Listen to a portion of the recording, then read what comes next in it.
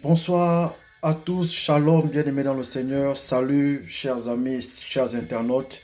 C'est toujours moi, l'évangéliste Sancy, dans la poursuite de notre grand thème sur le développement personnel.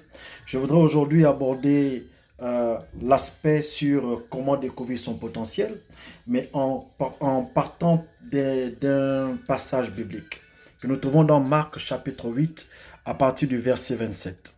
Je lis, il est écrit, Pierre déclare que Jésus est le Messie. Verset 27. Jésus s'en alla accompagné de ses disciples et se rendit dans les villages autour de Césarée de Philippe. En chemin, il interrogea ses disciples. Que disent les gens à mon sujet? Qui suis-je pour eux? Ils lui répondirent. Les uns disent que tu es Jean-Baptiste, pour d'autres Élie, et d'autres encore, tu es l'un des prophètes. Alors il leur demanda, et vous, qui dites-vous que je suis? Pierre lui répondit, tu es le Christ, le Messie promis. Voici un texte qui m'a profondément troublé. Parce que je me rends compte dans ce texte que même Jésus de Nazareth avait besoin que ses disciples découvrent en réalité qui il était. Pourtant, il leur a bien dit, je suis le Fils de Dieu, voilà tout cela. Mais pour arriver au développement personnel, chers amis, la première étape, c'est de savoir, c'est de comprendre qui vous êtes. Et des fois, pour savoir qui vous êtes obligé de poser la question à ceux qui vous entourent pour comprendre qui eux, ils disent que vous êtes.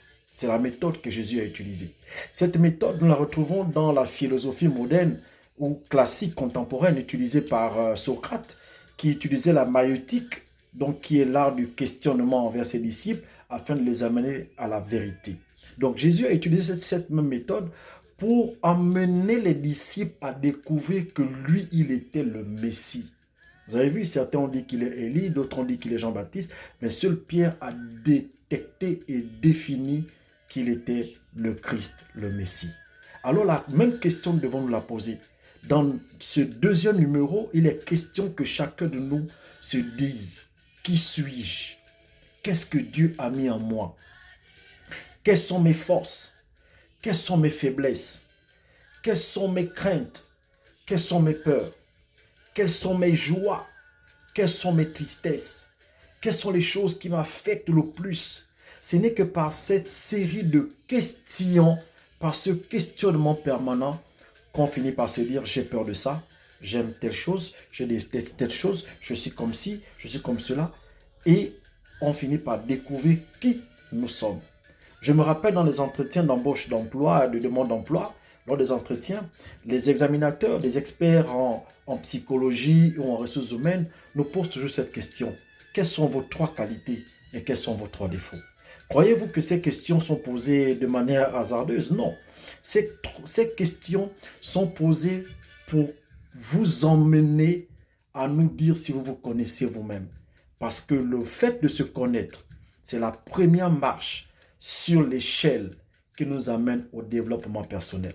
Retenez-le, le développement personnel n'est pas juste une science, c'est un vécu, c'est un quotidien, c'est une pratique à adopter jour et nuit afin de manifester sur la terre la personne que Dieu nous appelle à être. Je me rappelle avoir lu le pasteur Mathieu Ashimolowo de l'église KICC au Ghana a dit un jour, la vitesse avec laquelle vous courez dépend de la taille du chien qui vous poursuit.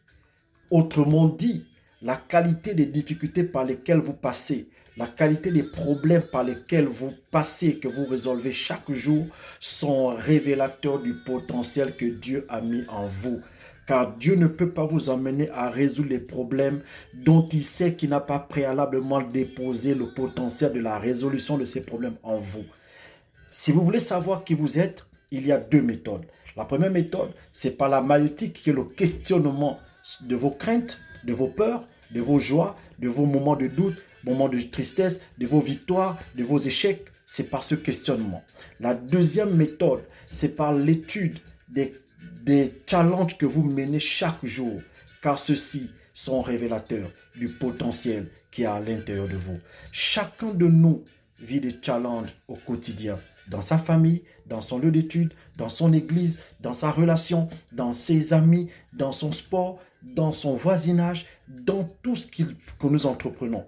Nous avons des challenges. Mais sachez que ces challenges sont là parce qu'il y a à l'intérieur de chacun de nous la réponse, la solution, le potentiel pour être victorieux face à tous ces challenges du quotidien. Et c'est là le potentiel de chacun. Je vous invite à liker, à partager, à vous y abonner afin de nous préparer pour la 3e vidéo sur le développement personnel. Soyez bénis au nom de Jésus.